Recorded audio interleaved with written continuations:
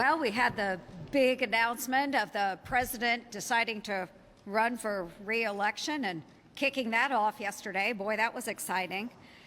So what President Biden will try to do is tout a lot of his wins. And one of those is infrastructure, and he's going to be talking about that. He's boasting about the $1 trillion that was dedicated to infrastructure, this bill that he's saying is building a better America. And yet, right now, what we see are major transportation projects that are costing American taxpayers a lot of money, more than was anticipated. And so we have these projects that are billions of dollars that are over budget, and they are years behind schedule. So I'll give you an example. This is probably one of my favorite examples out there. It's the California high-speed rail project.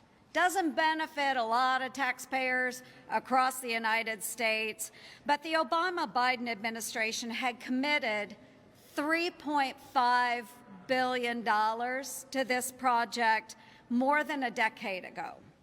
President Trump, he did stop it because it was going over budget, over time frame, and he saved about $1 billion on it.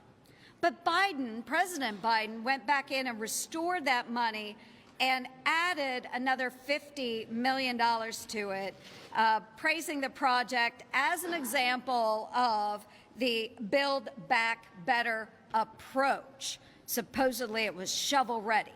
Okay, but the reality of this train in California is that it won't be completed for another decade, and it's going to cost $100 billion more than it was anticipated.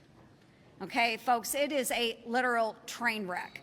And to hold the Biden administration accountable, I've required the Department of Transportation to keep track of these projects that are $1 billion over budget and they're behind schedule. So this week, I'm doubling down on that, and I am introducing the $1 billion Boondoggle Act, which expands these requirements to every taxpayer-funded project.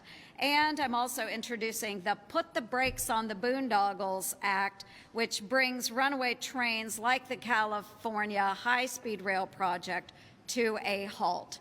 Folks, we can't keep pumping pork out there.